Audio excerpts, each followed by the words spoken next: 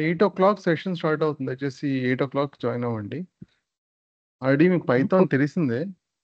But anyway 8:00 session start అవుతుంది. Join అవ్వండి. Okay sir. Okay sir.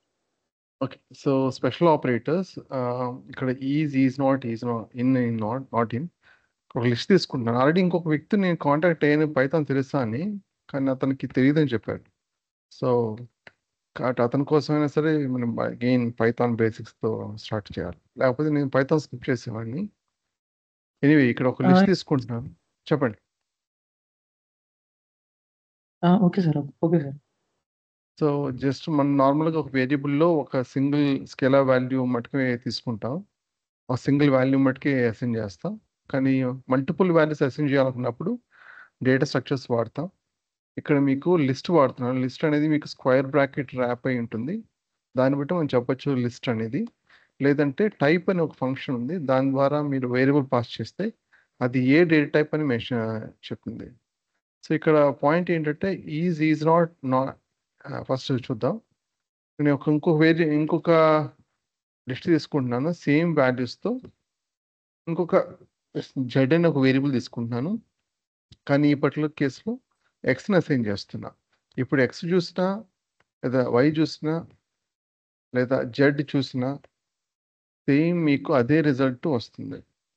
కానీ ఇంటర్నల్గా మీకు ఎలా ఉంటుందంటే మెమరీలో ఎక్స్ అనేది 1 2 3 ఇలాగా ఒక లిస్ట్ ఉంటుంది. వై అనేది సపరేట్గా ఎలాగో డిక్లేర్ చేస్తాం కాబట్టి సేమ్ అలాగే ఉంటుంది. అది జెడ్ వచ్చేసరికి మనం ఎక్స్ అసైన్ చేయడం వల్ల ఇది పాయింట్ బై రిఫరెన్స్ దీన్ని రెఫర్ చేస్తుంది.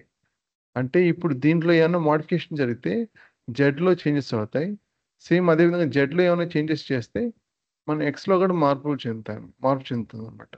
ఈ ఈజ్ అన్నది మనకి ఏం చెప్తుందంటే అంటే ఇది పాయింట్ బై రిఫరెన్సా కాదా, ఒకే ఆబ్జెక్ట్ని రిఫర్ చేస్తుందా లేదా.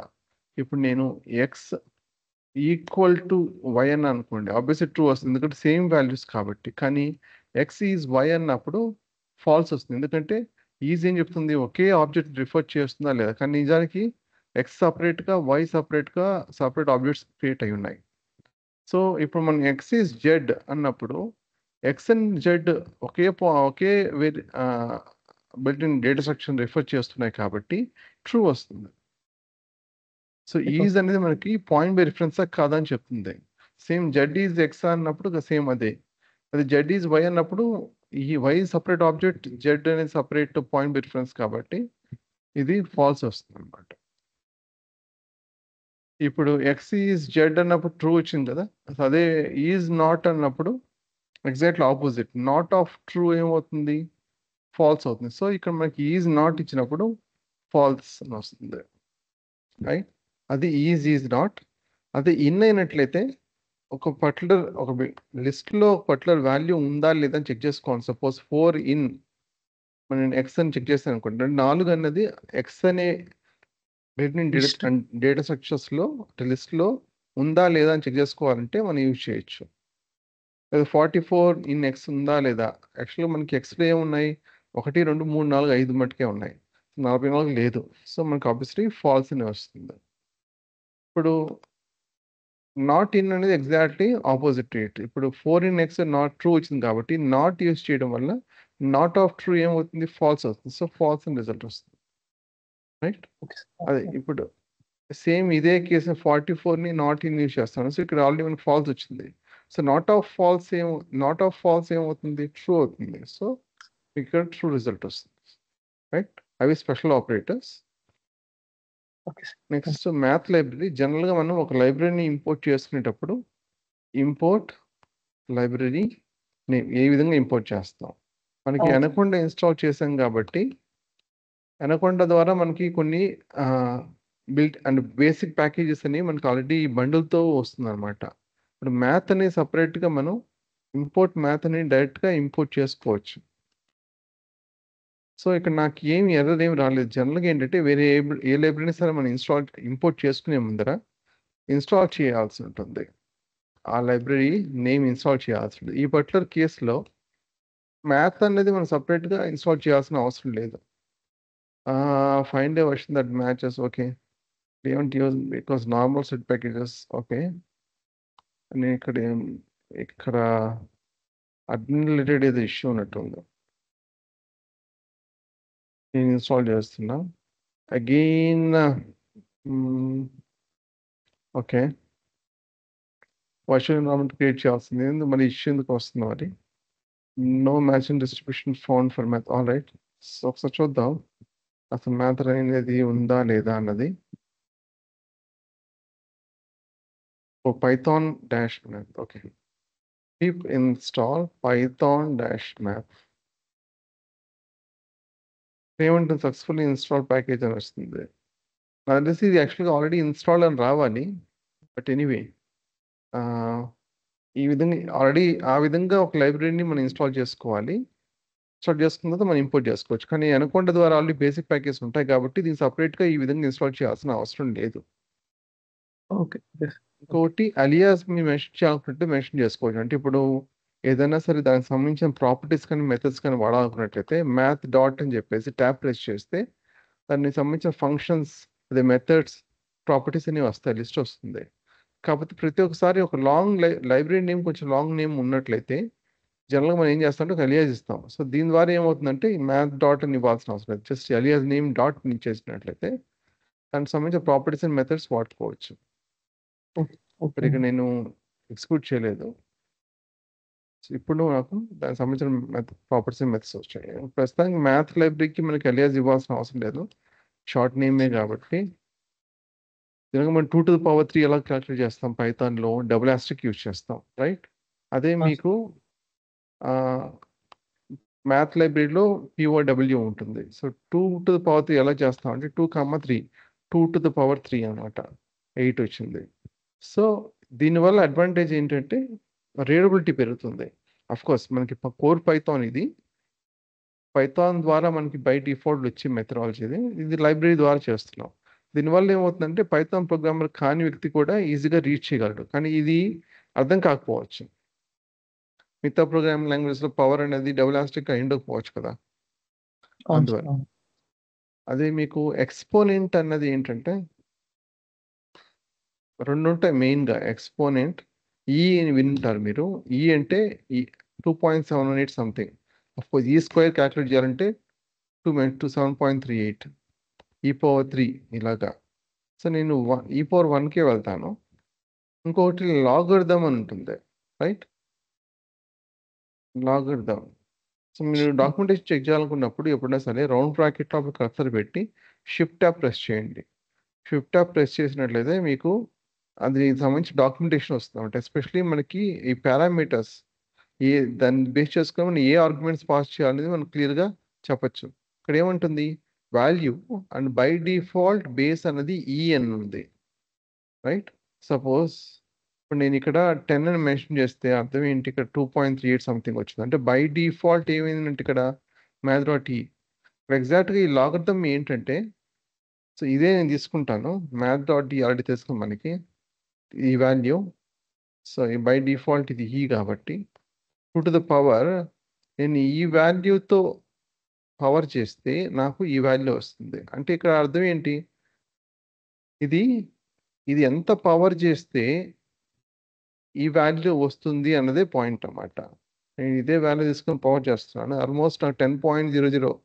ఇది ఈ రౌండ్ ఆఫ్ చేస్తే మనకు వచ్చిన వాల్యూ ఏంటి? ఎగ్జాక్ట్గా ఈ వాల్యూ మ్యాచ్ అయిందా? అంటే మనకి కావాల్సింది ఏంటంటే దాని పవర్ ఏంటి కనుక్కోవాలి. ఎందుకు పవర్ కనుక్కోవాలంటే,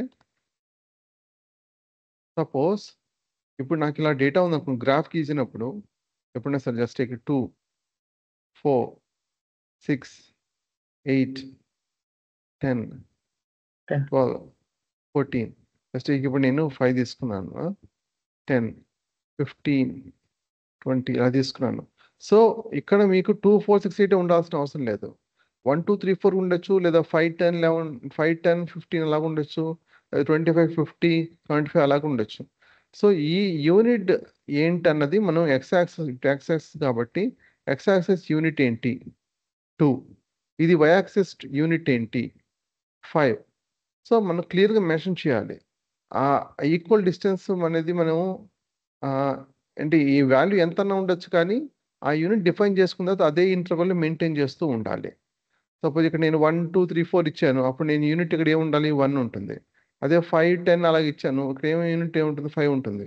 అదే 25, 50 అలా ఇచ్చాను. అప్పుడు యూనిట్ ఏమవుతుంది? 25 అవుతుంది.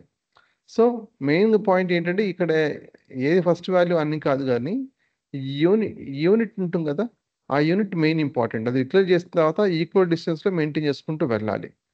సపోజ్ ఇప్పుడు నాకు డేటా ఉంది. సో డేటా నేను గ్రాఫ్ గీసాను. ఇట్లా వచ్చింది గ్రాఫ్. మెయిన్ ఐడియా ఈ గ్రాఫ్ పర్పస్ ఏంటి?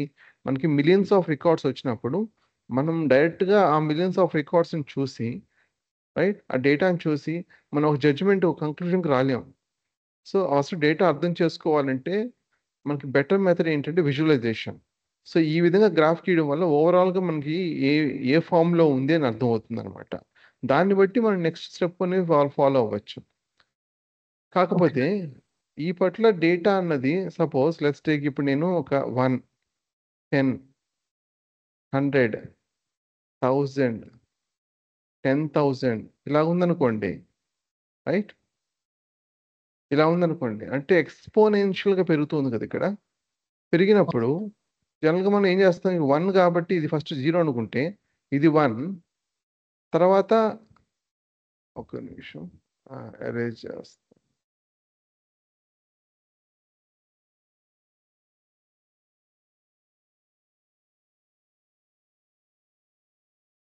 అది ఎరేజర్ ఎక్కడ దీనికి? ఓకే, ఇక్కడ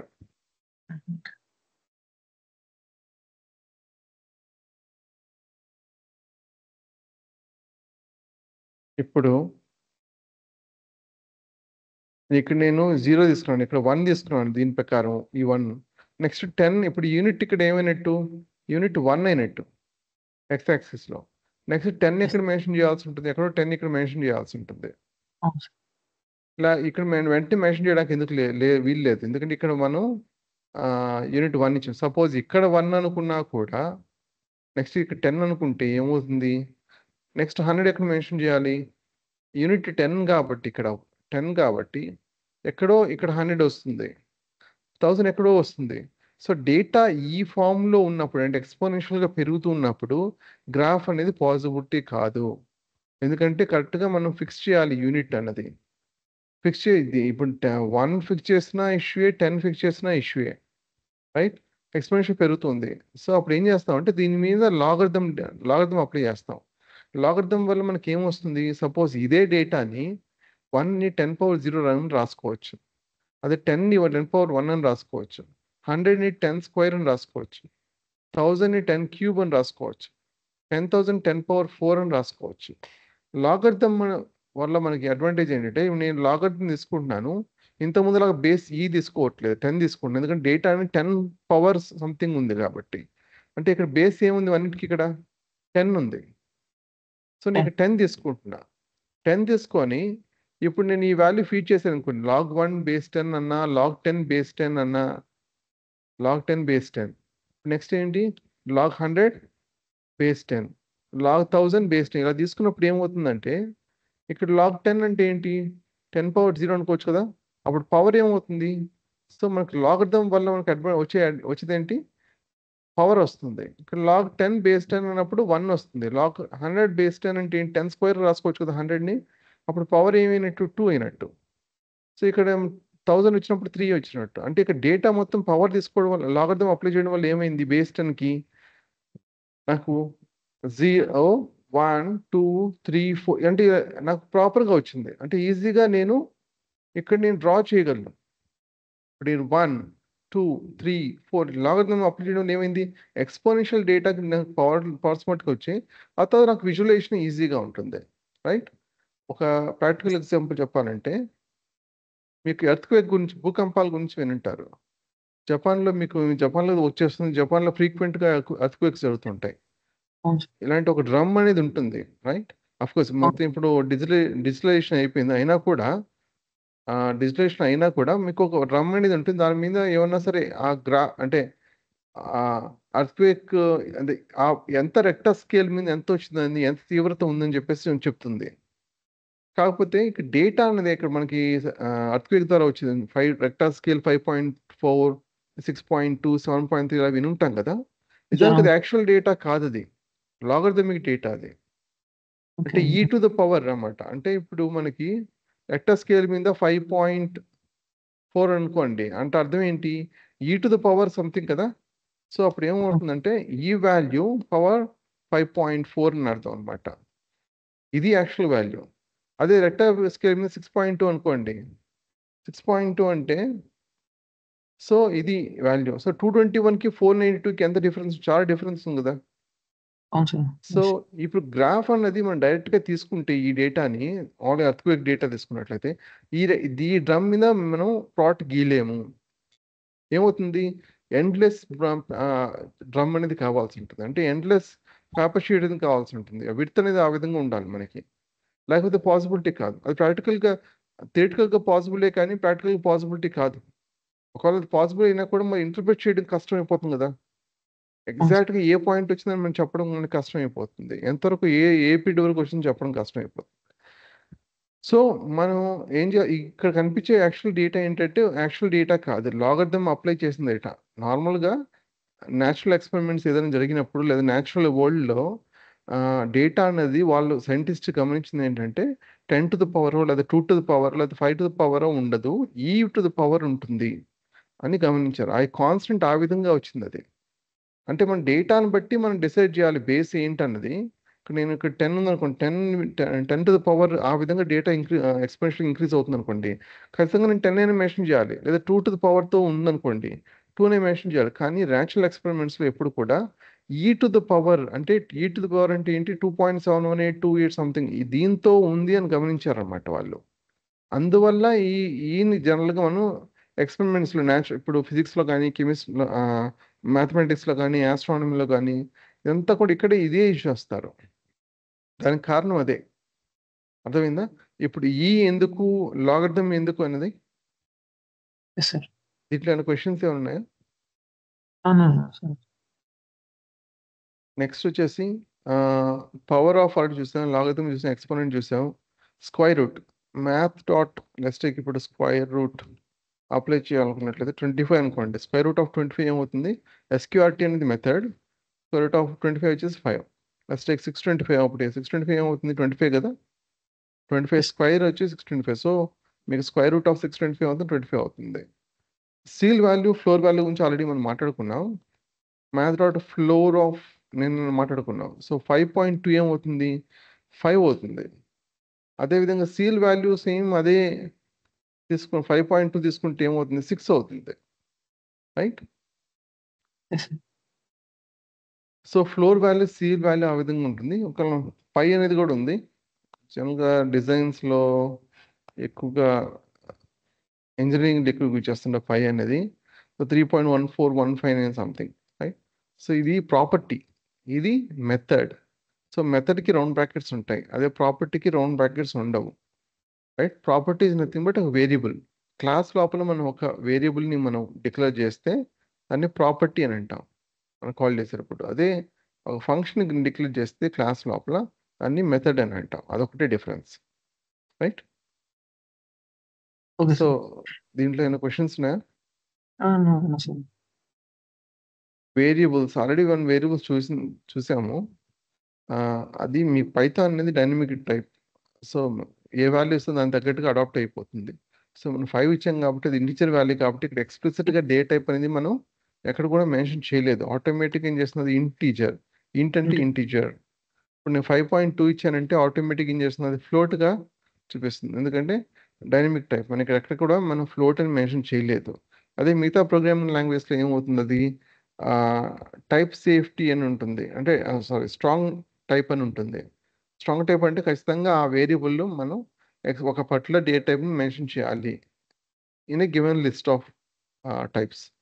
సో మెన్షన్ చేస్తేనే మనము అంటే మెన్షన్ చేస్తేనే అది తీసుకుంటుంది. నార్మల్గా డే టైప్ మెన్షన్ చేయకుండా మనం వేరియబుల్ అనేది డిక్లేర్ చేయలేము. కానీ పైథాన్లో అలా కాదు, కొంచెం ఫ్లెక్సిబిలిటీ ఉంటుంది, అంత స్ట్రాంగ్ టైప్ కాదు. దీనివల్ల ఇష్యూస్ కూడా వచ్చే అవకాశం ఉంది.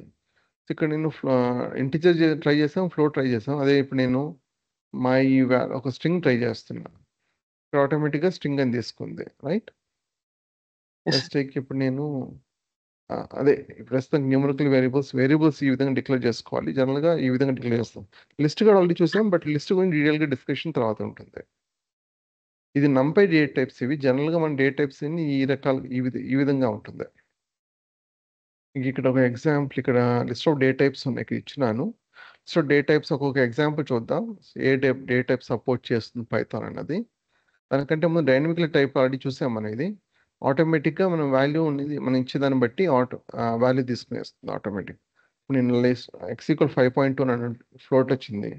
దాన్ని తర్వాత కన్వర్ట్ చేసుకోవచ్చు.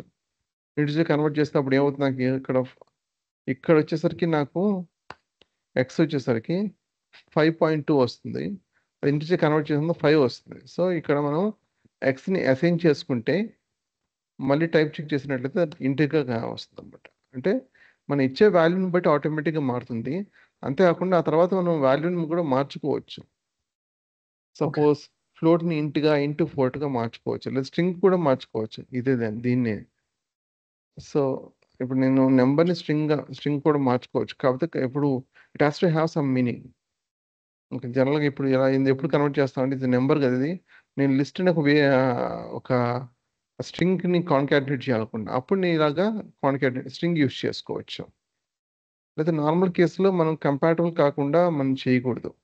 సపోజ్ ఇప్పుడు నేను ఒక స్ట్రింగ్ తీసుకుంటాను, 5 అని తీసుకుంటున్నాను.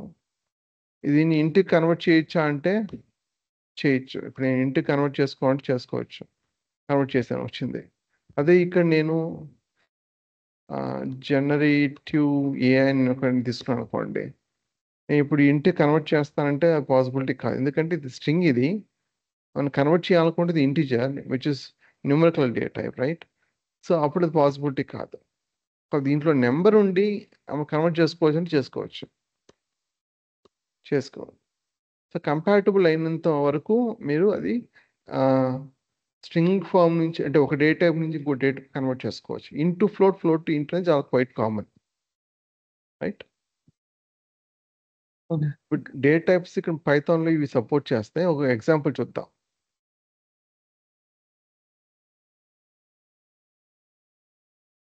ఒక్క నిమిషం, అతను జాయిన్ అయినట్లేదు.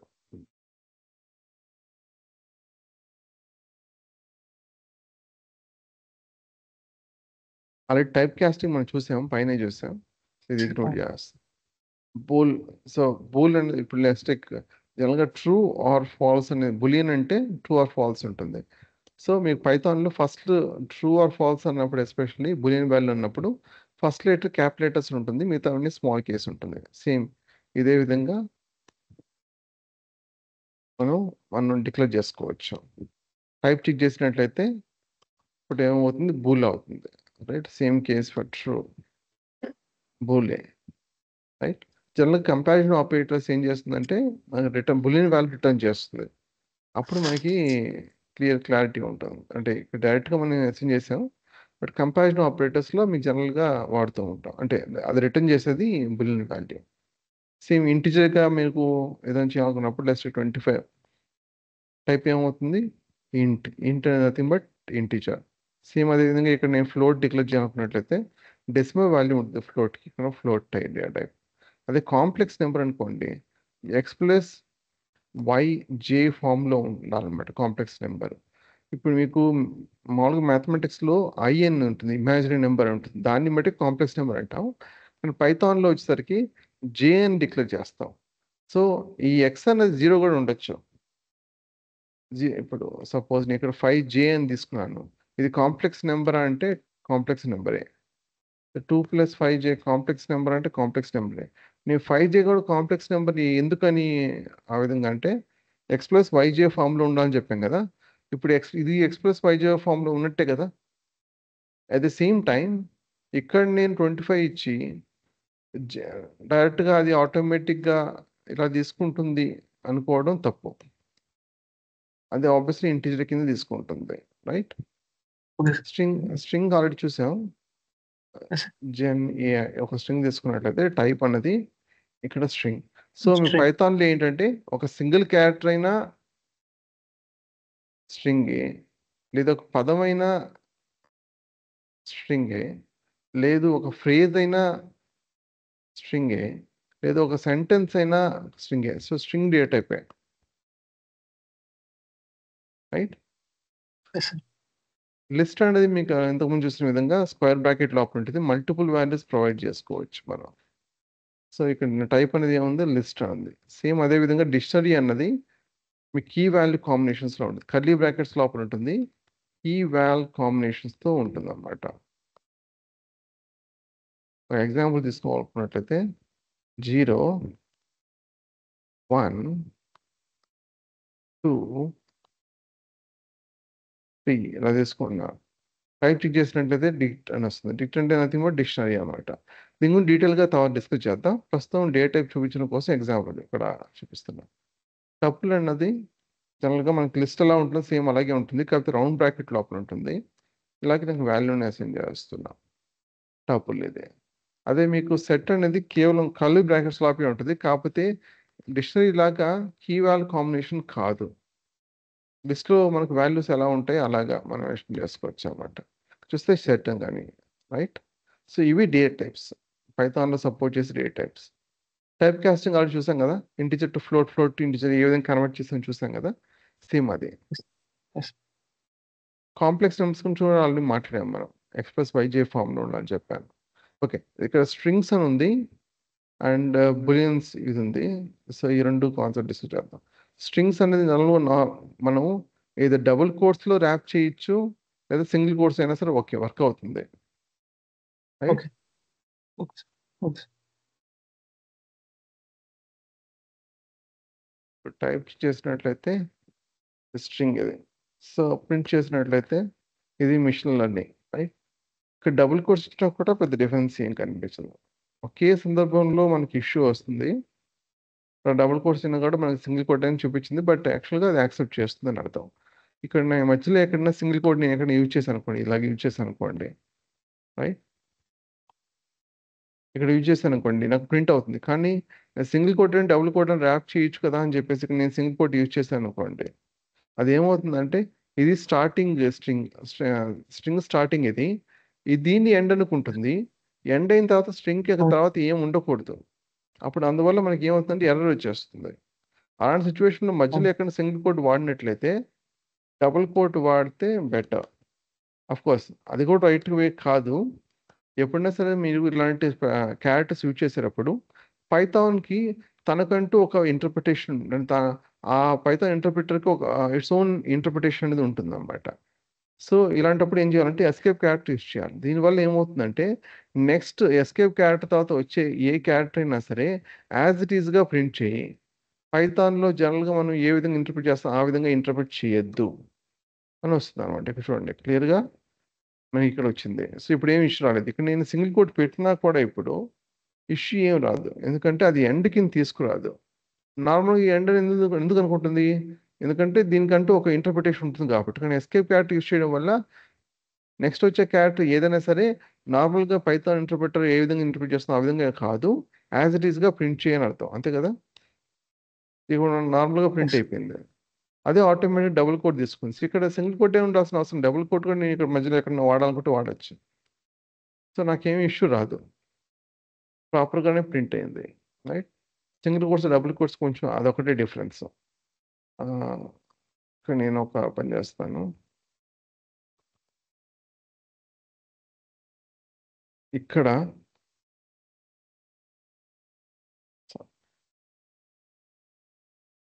ఇక్కడ ఏం చేస్తానంటే అసలు మనలో ఎన్ని క్యారెక్టర్స్ ఉన్నాయి దీంట్లో తెలుసుకోవాలనుకున్నట్లయితే, దీని లెంత్ తెలుసుకోవాలనుకున్నట్లయితే లెన్ యూజ్ చేస్తాం. సో 13 ఇక్కడ వచ్చింది. 13 అంటే ఇంక్లూడింగ్ స్పేస్ కూడా ఒక క్యారెక్టరే. ఇక్కడ నేను ఎక్స్ట్రా ఒక స్పేస్ యాడ్ చేస్తాను. ఇప్పుడు ఏమవుతుంది, 14 అవుతుంది. లేదా మధ్యలో ఇక్కడ నేను యాడ్ చేస్తాను స్పేస్ అనేది. అక్కడ ఇచ్చే నెంబర్స్ ఆఫ్ స్పేస్ని బట్టి అది కూడా క్యారెక్టర్ కింద కౌంట్ అవుతుంది కాబట్టి మనకి ఈ విధంగా వస్తుంది అనమాట,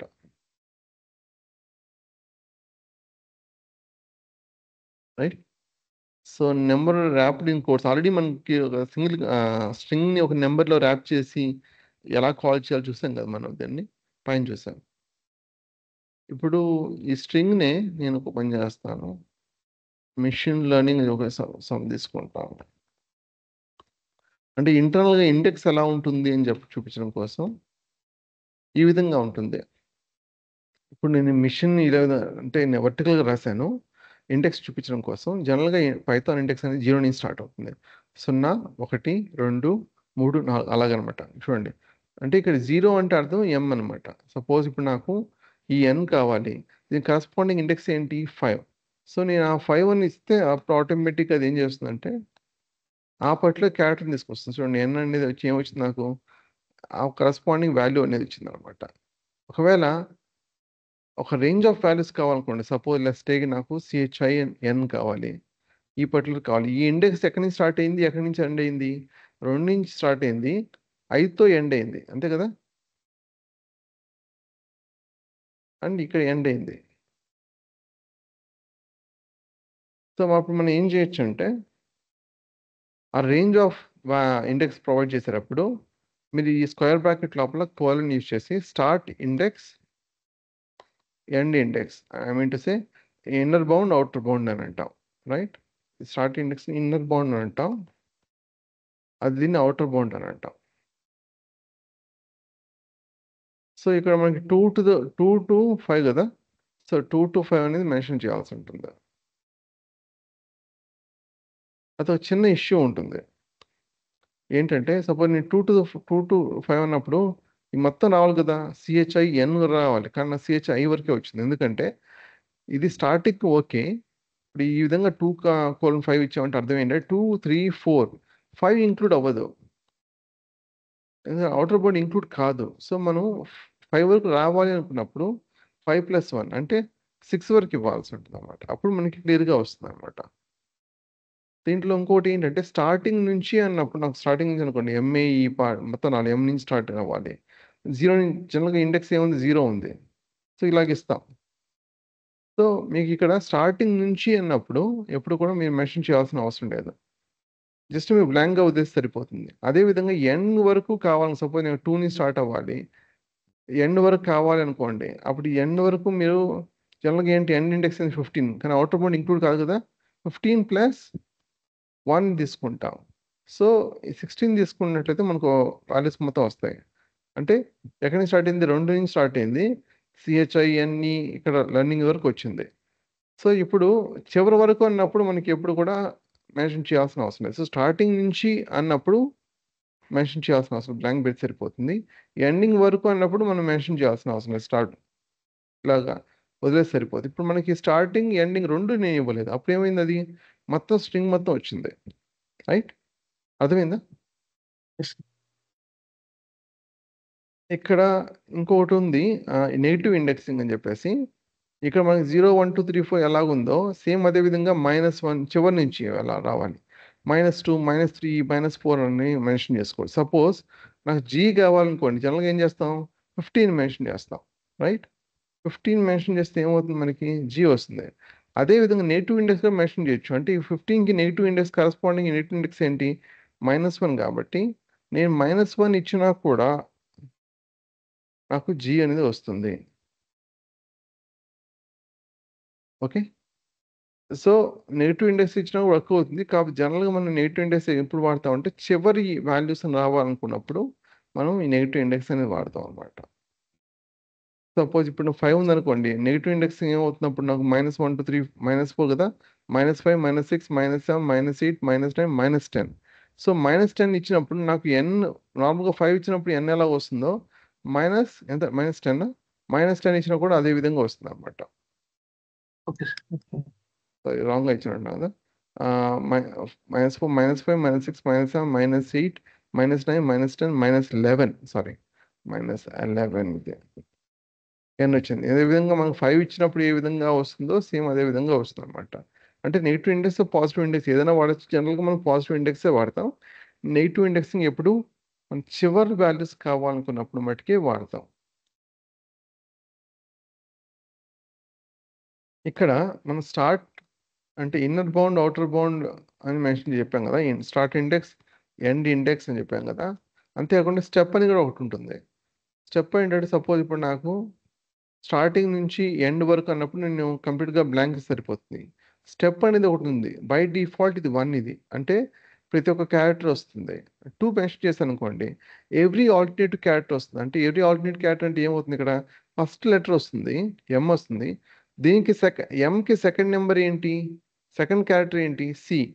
సి వస్తుంది. చూడండి సి. సికి సెకండ్ క్యారెక్టర్ ఏంటి? ఐ కదా? ఐ వస్తుంది. ఐ వచ్చింది చూడండి. ఐకి సెకండ్ క్యారెక్టర్ ఏంటి? ఈ. ఈ వస్తుంది. సో ఆ విధంగా మీకు ఎవ్రీ ఆల్టర్నేట్ క్యారెక్టర్ వస్తుంది అన్నమాట. ఇప్పుడు సపోజ్ 3 మెన్షన్ చేస్తానంటే అర్థం ఏంటి? ఫస్ట్ లెటర్ వస్తుంది. దీనికి థర్డ్ క్యారెక్టర్ ఏంటి? 1, 2, 3. సో హెచ్ వస్తుంది. హెచ్కి థర్డ్ క్యారెక్టర్ ఏంటి? ఈ వస్తుంది. సో ఈకి థర్డ్ క్యారెక్టర్ ఏంటి? ఇక స్పేస్ కూడా ఇంక్లూడే. ఈకి థర్డ్ క్యారెక్టర్ ఈఏ వస్తుంది. అలాగా మీకు కంటిన్యూ అవుతూ ఉంటుంది అన్నమాట. సో 2 సార్లు రీడ్ కారణం ఏంటంటే అదే. ఈకి థర్డ్ క్యారెక్టర్ ఈ అవుతుంది కాబట్టి అందువల్ల వచ్చింది అన్నమాట. నేను ఇక్కడ -1 మెన్షన్ చేశాను అనుకోండి. అప్పుడు ఏమవుతుందంటే ఎగ్జాక్ట్ ఆపోజిట్ వస్తుంది. సో ఎగ్జాక్ట్ ఆపోజిట్లో వస్తుంది. మిషన్ లెర్నింగ్ అనుకోండి ఎగ్జాక్ట్ రివర్స్లో వస్తుంది అనమాట. అదే నేను -2 మెన్షన్ చేశాను అనుకోండి. చివరి నుంచి ఎవ్రీ ఆల్టర్నేట్ క్యారెక్టర్. చివరి నుంచి అన్నప్పుడు జీ వచ్చింది కదా ఇక్కడ. దీనికి జీకి సెకండ్ క్యారెక్టర్ ఏంటి ఇక్కడ రివర్స్లో? ఐ. సో ఐ వచ్చిందా? ఐకి సెకండ్ క్యారెక్టర్ ఏమవుతుంది? ఆర్. సో ఆర్ వచ్చింది కదా. ఆర్కి సెకండ్ క్యారెక్టర్ ఏంటి రివర్స్ ఆర్డర్లో? ఈ. సో ఈ అలాగా కంటిన్యూ అవుతూ ఉంటుంది అనమాట. ఓకేనా? Okay sir. స్లైసింగ్ ఆల్రెడీ మనం చూసాం. స్టార్టింగ్ ఇండెక్స్ ఎండ్ ఇండెక్స్ అది చూసాం. దీంట్లో క్వశ్చన్స్ ఏమైనా ఉన్నాయా? No sir. ఇంకో అతను పైథాన్ అసలు తెలియదని చెప్పాడు. అతను అటెండ్ అవ్వకుండా అతను క్లారిఫై అయిందా లేదా నాకు అర్థం కావట్లేదు. ఎనీవే అతను చెప్పాను అటెండ్ అవుతానని చెప్పాడు. అతనికి ఏదో సెషన్ క్లాస్ ఏదో ఉందట. ఓకే 44 ఇప్పుడు ట్రూతిఫై ఇది చేసి కంప్లీట్ చేద్దాం. Right? Okay sir. Okay sir. జనరల్గా మనం ఇఫ్ కండిషన్ రాసేటప్పుడు మిగతా ప్రోగ్రామింగ్ లాంగ్వేజ్లో ఇఫ్ కండిషన్ కర్లీ బ్రాకెట్స్ లోపల మనం స్టేట్మెంట్స్ మెన్షన్ చేస్తాం. సో ఈ స్టేట్మెంట్స్ అన్నీ కూడా కర్లీ బ్రాకెట్స్లో ఉన్నంత వరకు ఈ ఇఫ్ బ్లాక్ కింద వస్తుంది. ఏదైనా సరే కర్లీ బ్రాకెట్స్ బయట ఏదైనా మనం మెన్షన్ చేసినట్లయితే ఈ స్టేట్మెంట్స్ అనేవి ఒకటి కానీ మోర్ దెన్ 1 కానీ ఈ ఇఫ్ బ్లాక్ కింద రాదు. రైట్? సేమ్ అదేవిధంగా పైథాన్లో వచ్చేసరికి మేము కర్లీ బ్రాకెట్స్ అని యూజ్ చేయము. జస్ట్ కోలన్ యూజ్ చేస్తాం. ఈ ఇండెంట్ వెయిట్ చేస్తాం. 4 స్పేస్ ఇండెంట్ ఇస్తున్నాం కదా ట్యాబ్ స్పేస్ అనేది. ఇండెంట్ మెయింటైన్ చేసేంత వరకు ఈ బ్లాక్ కిందే వస్తుంది. రైట్? జనరల్గా ఏంటంటే 4 స్పేసెస్ కూడా ఎన్ఫోర్స్ అని ఏమి ఉండదు. కాన్స్టెంట్గా కొంత ఇండెంట్ మెయింటైన్ చేసినంత వరకు అది అలాగే ఉంటుంది. But always recommended to give tab space. So ఇక్కడ మనం ఈ స్టేట్మెంట్స్ ట్రూ స్టేట్మెంట్స్ అనేవి ఈ బ్లాక్ కింద వస్తుంది. ఎందుకని? ఈ ఇండెంట్ సేమ్ ఇండెంట్ మెయింటైన్ అవుతుంది కదా. ఇప్పుడు స్టేట్మెంట్ 3 ఉంది. ఈ ఇండెంట్ అనేది లేదు. అంటే ఇండెంట్ ఎంత స్పేస్ ఇచ్చామన్నది. ఇక్కడ జనరల్గా 4 స్పేస్ ఇండెంట్ కింద తీసుకుంటాం. సో ఇక్కడ మనకి ఏమీ ఇండెంట్ మెన్షన్ చేయలేదు కాబట్టి ఈ 2 స్టేట్మెంట్స్ మటుకి ఈ బ్లాక్ కింద వస్తాయి. సో ఈ స్టేట్మెంట్ 3 అన్నది ఈ బ్లాక్ కింద రాదు. ఇప్పుడు ఈ కండిషన్ పాస్ చేస్తున్నాం కదా. ఇది ట్రూ అయితే ఇది ఎగ్జిక్యూట్ అవుతుంది. ఒకవేళ ఇది ఫాల్స్ అనుకో ఇది ఎగ్జిక్యూట్ కాదు. ఇక్కడ ఇచ్చింది ఏంటంటే కొన్ని కేసులో మనకి ఈ కండిషన్ ద్వారా ఇచ్చినప్పుడు అది ట్రూ అవుతుందా ఫాల్స్ అవుతుందో అర్థం కాదు. ఇప్పుడు -1 అనుకోండి ఒక ఎక్స్ప్రెషన్ ఇచ్చాం. అది నాకేమొచ్చిందంటే -1 ఈల్డ్ అవుట్ చేసింది. లేదా డైరెక్ట్గా నేను -1 మెన్షన్ చేశాను. ఇది ట్రూ ఫాల్సా లేకపోతే ఏంటనేది నాకు అర్థం కాదు. సో అలాంటి సిచ్యువేషన్లో ఏంటంటే ఇక్కడ కంప్లీట్ లిస్ట్ మెన్షన్ చేస్తున్నాను నేను. సో ఏ కేసులో అది ఫాల్సిఫై అవుతుంది. సో ఈ కేసులో మీకు ఫాల్స్ కింద కన్సిడర్ అవుతుంది. మిగతా కేసులో అంతా కూడా ట్రూతీ కింద తీసుకుంటుంది అన్నమాట. సో ఇక్కడ మనకి -1 అనేది లేదు కాబట్టి ఇది -1 ట్రూ కిందే తీసుకుంటుంది. సపోజ్ ఇప్పుడు నేను 0 మెన్షన్ చేశాను అనుకోండి. 0 ఉంది కదా ఇక్కడ. సో 0 ఉంది కాబట్టి ఇది ఈ బ్లాక్ ఎగ్జిక్యూట్ అవ్వదు అనమాట. సపోజ్ ఇక్కడ నేను -1 ఇచ్చాను. ఇక్కడ ఒక ఎగ్జాంపుల్ నేను -1 ఇచ్చాను. రైట్? సో -1 ఇవ్వడం వల్ల ఇది ట్రూ కింద తీసుకుంటుంది. కాబట్టి ఈ 2 ఎగ్జిక్యూట్ అవుతాయి. ఇక్కడ చూసారా స్టేట్మెంట్ 1, 2 అది నేను 0 ఇచ్చాను. ఏమైంది? స్టేట్మెంట్ 3 మటుకు ఎగ్జిక్యూట్ అయ్యింది. ఎందుకంటే ఇది ఈ బ్లాక్ అనేది ఫాల్స్ కింద తీసుకుంది. అప్పుడేమవుతుంది? ఈ 2 స్టేట్మెంట్స్ ఎగ్జిక్యూట్ అవ్వవు. కేవలం ఈ బ్లాక్లో లేనివి ఎగ్జిక్యూట్ అవుతాయి. బయట స్కిప్ అయిపోతుంది కాబట్టి తర్వాత ఏ స్టేట్మెంట్స్ ఉంటే అది ఎగ్జిక్యూట్ అవుతాయి అన్నమాట. నేను ఇక్కడ 0నే కాదు 0.0 ఇచ్చినా కూడా ఫాల్స్ కిందే తీసుకుంటుంది. అంతేకాకుండా డైరెక్ట్‌గా నేను ఫాల్స్ అని ఇచ్చాను. ఆబ్వియస్‌లీ అది ఫాల్స్ కాబట్టి అది బ్లాక్ ఎగ్జిక్యూట్ అంటే ట్రూ కింద కన్సిడర్ అవ్వదు. సో, వేరే కేస్ అనేవి ఉంటాయి. ఈ లిస్ట్ ప్రొవైడ్ చేశాను. ఇది జస్ట్ బై రిఫరెన్స్ కోసం ఉంచుకోండి అంతే. రైట్?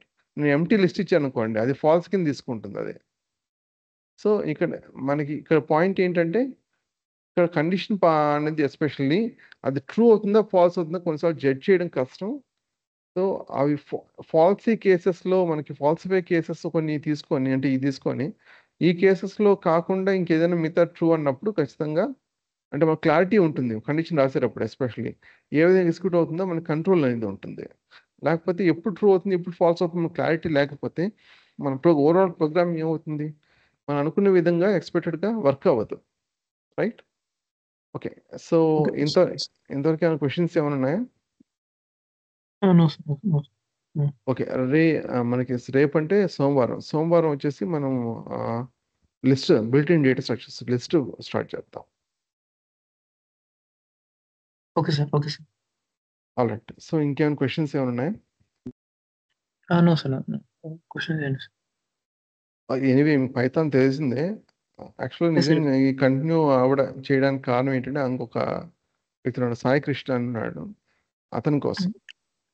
సార్ అదే నేను ఇంకో అబ్బాయి పే చేశాను అన్నారు సార్ యెస్టర్‌డే. అవును. Okay sir. ఓకే. ఓకే. అదే అతనితో మాట్లాడాము. సో, అతను ఏమన్నాడంటే క్లాసు అటెండ్ అవుతున్నాడు. యూఎస్‌లో చివరి సెమ్‌లో ఉన్నాడు ఇప్పుడు అతను. సో, కొన్ని సెషన్స్ స్కిప్ చేయలేడంట అతను. అందువల్ల ఈరోజు తప్పకుండా జాయిన్ అవుతా అన్నాడు. మరి ఏమైందో ఏమో మరి మాట్లాడతాను.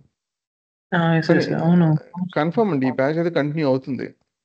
Okay sir. Okay sir. నేను చూసాను సార్. అది యూఎస్ నంబర్ ఒకటి యాడ్ అయింది. కరెక్ట్. కరెక్ట్. యెస్. యెస్. అవును. అవును.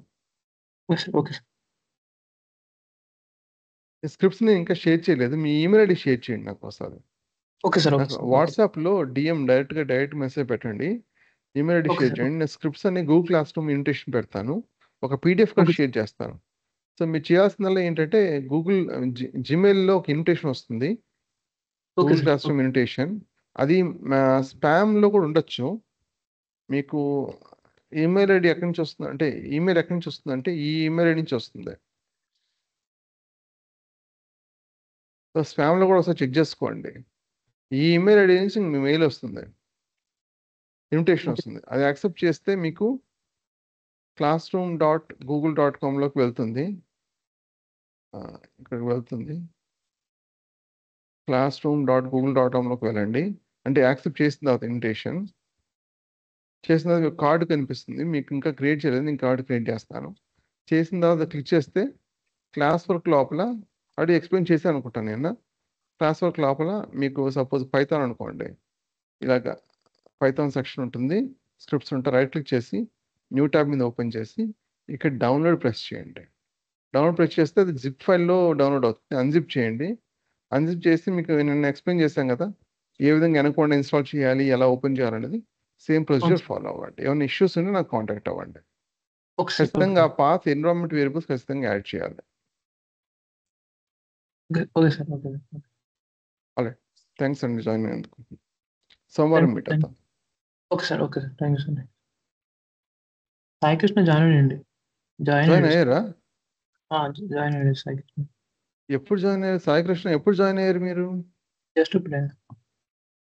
Hi sir. ఇప్పుడే జాయిన్ అయ్యాను సార్. ఏవండి సెషన్ జస్ట్ అయిపోయిన తర్వాత జాయిన్ అయితే ఏమన్నా అడ్వాంటేజ్ ఏమైనా ఉందంటారా? అంటే నాకు ప్రెజెంట్ క్లాసెస్ అవుతున్నాయి సార్. ఈ ఓకే. వీక్ మాకు ఇక్కడ ఆన్‌లైన్ క్లాసెస్ పెట్టారు. సో, ఇక్కడ అటెండ్ అవ్వాల్సొస్తుంది. University classes. ఓకే. మీకోసం నేను ఇంతకు యాక్చువల్‌గా పైథాన్ కంటిన్యూ చేయడానికి కారణం మీరే. యాక్చువల్‌గా ఓకే. భవేక్ ఉన్నాడు కదా! భవేక్ ఆల్రెడీ అవును సార్. పైథాన్ మీద వర్క్ చేస్తున్న వ్యక్తే. అతను పైథాన్ ఆటోమేషన్ ప్రొఫెషనల్ అతను. సో, అతని కోసం ఓకే. కాదు పైథాన్ మీకోసమే. Okay sir. ఒకసారి ఎలాగైనా టైం అడ్జస్ట్ చేసుకొని అటెండ్ అవ్వండి. అటెండ్ అవుతా సార్. ఇంక నెక్స్ట్ క్లాస్ నుండి రెగ్యులర్‌గా వస్తాను అయిపోయాయి క్లాసెస్. ఓకే. ఇప్పుడే నేను చెప్పాను. ఈ ఈమెయిల్ ఐడీతో నీకు గూగుల్ క్లాస్ రూమ్ ఇన్విటేషన్ వస్తుంది. సో, మీరు ఓకే సార్. ఇన్‌బాక్స్‌లో మీకు నేను వాట్సాప్‌లో మెసేజ్ చేస్తాను ఇన్విటేషన్ పంపించానని చెప్పేసి. సరే సార్. పంపించిన అప్పుడు ఈ ఈమెయిల్ ఐడితో సెర్చ్ చేయండి నాకు. అంటే జస్ట్ మెసేజ్ మళ్ళీ ఇక్కడ నేను చాట్లో పెడతాను. ఒకసారి సేవ్ చేసుకోండి. సో స్పామ్లో ఓకే కూడా సార్. చెక్ చేయండి ఒకసారి మీరు. Okay sir. చెక్ జస్ట్ చేస్తాను. మీరు ఈమెయిల్ సెర్చ్ చేస్తే సరిపోతుంది, ఆటోమేటిక్గా వస్తుంది స్పామ్తో పాటు కలిపి. So Google class room accept చేయగానే అంటే చెప్పాం కదా, ఇక్కడ మీకు గూగుల్ క్లాస్ రూమ్ ఇన్విటేషన్ వస్తుంది. classroom.google.comలో లాగిన్ అవ్వండి. మీకు ఒక కార్డు కనిపిస్తుంది, జెన్ఏ తెలుగు ఫెబ్ బ్యాచ్ అని చెప్పి వస్తుంది. ఇంకా ఓకే సార్. క్రియేట్ చేస్తాను. సో మీకు అక్కడ యాక్సెస్ ఉంటుంది. ఫైల్స్ క్లాస్ వర్క్ లోపల స్క్రిప్ట్స్ అనేవి ఉంటాయి. ఈ విధంగా ఉంటుంది. రైట్ క్లిక్ చేసి ఆ ఫైల్ అనేది మీకు రైట్ క్లిక్ అంటే జిప్ ఫైల్ మీద రైట్ క్లిక్ చేసి ఓపెన్ చేయండి. ఇక్కడ డౌన్లోడ్ ఆప్షన్ కనిపిస్తుంది. ఓకే డైరెక్ట్గా సార్. మీరు క్లిక్ చేశారనుకోండి డౌన్లోడ్ ఆప్షన్ కనిపించదు. సో మళ్ళీ మీరు ఏం చేయాలంటే 3 డాట్స్ ఉంది కదా, దాని మీద అవును మళ్ళీ సార్. క్లిక్ చేయాల్సి ఉంటుంది. మళ్ళీ 3 డాట్స్ మీద క్లిక్ చేసి ఓపెన్ న్యూ విండో కొట్టి అక్కడ మీరు డౌన్లోడ్ చేయాల్సి ఉంటుంది. ఇక్కడ డౌన్లోడ్ చేయాల్సి ఉంటుంది. Right, okay sir. అదొకటి. నిన్న సెషన్ ఈరోజు సెషన్ ఖచ్చితంగా చూడండి. నిన్న సెషన్ చూసాం సార్. ఓకే, అనుకోండి ఇన్స్టాలేషన్ చేశారా? చేసేసా సార్. ఓకే, ఓపెన్ అవుతుందా Jupiter notebook? Environment variables add open అవుతుంది చేశారా? సార్. ఎన్విరాన్మెంటల్ వేరియబుల్స్ యాడ్ చేయలేదు సార్, కానీ జూపిటర్ నోట్బుక్ ఓపెన్ అవుతుంది సార్. మీరు సెర్చ్ చేస్తున్నారు, ఇలాగ సెర్చ్ చేస్తున్నారు, అలా చేయకండి. టెర్మినల్లో ఓపెన్ చేస్తున్నా సార్ నేను. టెర్మినల్లో ఓపెన్ అవుతుంది, ఎన్విరాన్మెంట్ వేరియబుల్స్ యాడ్ చేయకుండా ఓపెన్ అవ్వదండి. Okay, anyway okay sir. ఒకసారి ఎన్విరాన్మెంట్ వేరియబుల్స్ యాడ్ చేయండి. ఆ పీడిఎఫ్ ఓకే కూడా సార్. మీకు పెడతాను నేను, గూగుల్ క్లాస్ రూమ్లోనే పెడతాను. ఫస్ట్ ఇన్విటేషన్ యాక్సెప్ట్ చేయండి. ఒక హాఫ్ అన్ సార్ అవర్లో మీకు మ్యాక్లో ఇన్విటేషన్ వస్తుంది. చెప్పండి. మ్యాక్లో వేరియబుల్స్ ఎలా యాడ్ చేయాలో రావట్లేదు సార్. ఓకే, మ్యాక్ వాడుతున్నారా మీరు? అవును సార్. అయితే మ్యాక్లో అవసరం లేదు అనుకుంటా కదా. మ్యాక్లో ఇది అవసరం లేదు సార్. డైరెక్ట్గా టెర్మినల్లోకి వెళ్ళి జూపిటర్ నోట్బుక్ ఎంటర్ చేస్తే డైరెక్ట్గా జూపిటర్ ఓకే, అది జూపిటర్ నేను నోట్బుక్ చెప్పింది ఓపెన్ అయిపోతుంది. విండోస్లో ప్రొసీజర్ అది. ఎనీవే, సో మీకు ఓకే ఇద్దరు సార్. తెలుసు కాబట్టి no issues. All right, thanks and join. Monday ఈరోజు మీట్ అవుతాం. చెప్పండి. Monday okay. ఈరోజు క్లాస్ రికార్డింగ్ సెషన్ ఎప్పుడు పెడతారు సార్? అంటే ఏదో ప్రీవియస్ రికార్డింగ్ సెషన్ సరిపోతుందా? అంటే రికార్డ్ సెషన్ నా చేతిలో లేదు, అది వేలా ట్రైనింగ్ ఇన్స్టిట్యూట్ వాళ్ళ చేతిలో ఉంటుంది. సో మీరు కాంటాక్ట్ అవ్వండి, వాళ్ళ రికార్డింగ్ పెడతారు. నిన్న ఎప్పుడు అప్లోడ్ అయింది సెషన్ అన్నది?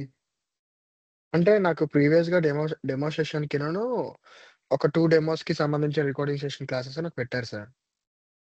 ఓకే, నిన్న సెషన్ పెట్టలేదా? నిన్న సెషన్ పెట్టలేదు సార్. ఒకసారి వెంకట్ గారి నెంబర్ ఉంది కదా మీకు? ఎవరి number sir?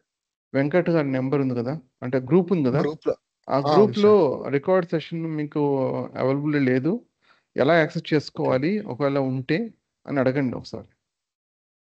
Session okay sir. తీసుకోవడం వరకే నా జాబ్ అది.